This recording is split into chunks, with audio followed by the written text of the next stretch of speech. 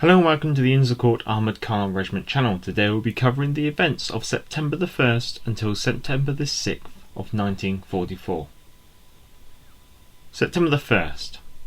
C Squadron took over the lead at 0500 hours and proceeded to reconnoitre the route from Amiens to Arras.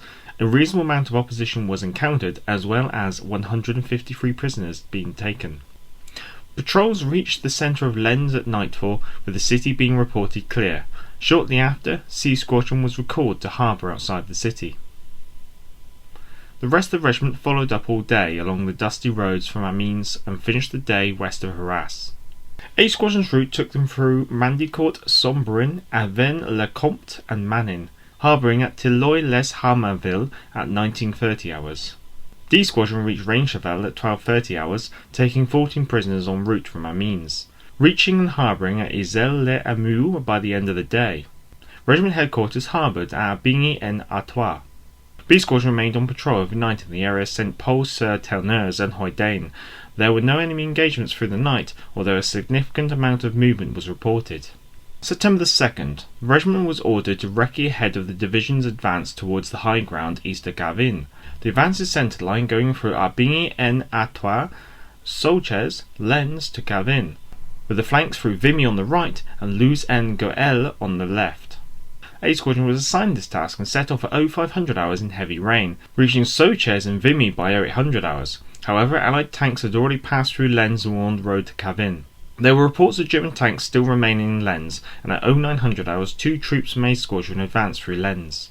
Orders were received for A Squadron to seize the bridges over the Canal de la Dule to the north and east of Lens, and to hold them until relieved by Allied tanks. The bridges at Wingles were found to be destroyed, while that at Esteval was found to be a wooden bridge that had already been damaged to the point of being unsafe for vehicles of more than 8 tons. Thankfully, the bridge at Pointe-à-Verdun was found to be intact, and soon Allied tanks were crossing on their way to Gavin.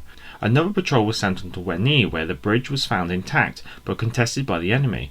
The enemy held onto the bridge for another hour before giving up the struggle. At Le Basset, the bridge was found to be strongly held by the enemy, and so the patrol sent in its direction remained in observation of the enemy. By the early afternoon, A Squadron's patrols had reached Cavin, Hérin, and Weny. It appears that the extent of the Allied advance was the line between Doye and Hérin, with no progress made further.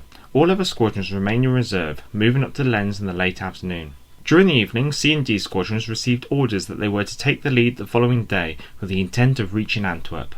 September the 3rd. B and D Squadrons set off in the early hours of the morning to recce 2 routes flanking the division's centre line, which was along the line of Lens, Seclar, Runsel, Wolvertem to Antwerp. D Squadron were to lead, with B Squadron following. On the left-hand route at Seclar, the leading elements of D Squadron ran into a battery of German 88s, which proceeded to knock 2 Sabre troops out of action, with only 1 scout car and 1 armoured car surviving the attack. Thankfully, casualties were light, with only 4 members of the crews being slightly wounded. As a result, the remainder of B and D Squadrons on the left flank switched to the right flank, where resistance had been found to be lighter. A Squadron followed up on the left flank, where the enemy presence at Seclar held up their progress until the town was cleared in the early afternoon. Shortly after 1000 hours, the Belgian frontier was crossed, with the Belgian flags being evident to the advancing Allied troops. The advance continued throughout the day, with the occasional contact made with retreating German columns. A Squadron's route took them northeast from Seclar, through the outskirts of Vendeville, Cheron, Tourflers, Vacquois, finishing the day at Orden-Nordou, where they harboured for the night. Along their route they encountered evidence of a hurried German retreat, with the roads strewn with dead horses, broken guns and tractors. D Squadron finished the day at Bergues, where they harboured for the night. C Squadron had a delayed start to the day and followed the left flank route, not crossing the Belgian frontier until 2100 hours. They wouldn't reach harbour until the early hours of the following day. B Squadron had the misfortune of having to carry out night reconnaissance, with patrols sent out to examine Dendermonde and Ghent. September the 4th. B Squadron's night patrols found Dendermonde to be clear at 0100 hours, whereas the patrols sent out to Ghent were stopped by a roadblock and enemy fire. The patrols were recalled and the squadrons harboured at Egem.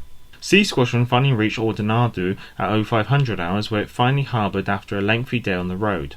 A Squadron received orders to seize the bridges over the River Rupel at Boom and Walhem, as well as send out patrols to Dendermonde and Ghent. Some of the troops from C Squadron volunteered to assist by taking up the patrols out to Dendermonde and Ghent, leaving A Squadron with the bridges over the River Rupel. All patrols set out at 0630 hours. At 0900 hours, A Squadron found the main bridge at Boom destroyed, with the approaches mined. The secondary bridge at Cannon Wilbrock was found to be still intact, as the demolition charges that had been fixed to the bridge had been removed by members of the Belgian White Brigade, and Allied tanks were already crossing at this point. The bridge no longer stands today, but the southern point of the bridge is marked with a Sherman Firefly tank T288546 of the 11th Armoured Division. C Squadron's volunteer patrols found Dendermonde to still be clear and Ghent still occupied. The rest of the squadron held the bridges at Oudenarde and Kerhoven, managing traffic and getting some well-deserved rest. A Squadron crossed the River Rupel and made their way with the tanks to Antwerp, which was entered with a brisk skirmish at 1400 hours, and was joined by elements of D Squadron at 1630 hours. The bridge at Wellham was found intact, which D Squadron held until relieved by the 15th and 19th Hussars at 2200 hours. B Squadron spent the day in reserve at Essines. September the 5th. B Squadron spent the day carrying out standing patrols of the destroyed bridges at Liège, Wuhem, Massenhoven and Weinerhem. Patrols were sent out along the Albert Canal from Massenhoven to Antwerp to examine the bridges, but these were all found to be destroyed. A crossing was found intact at Liège, and so B Squadron sent up patrols to examine the bridges over the Albert Canal between Massenhoven and Herentals, but again these were all found to be destroyed and heavily contested.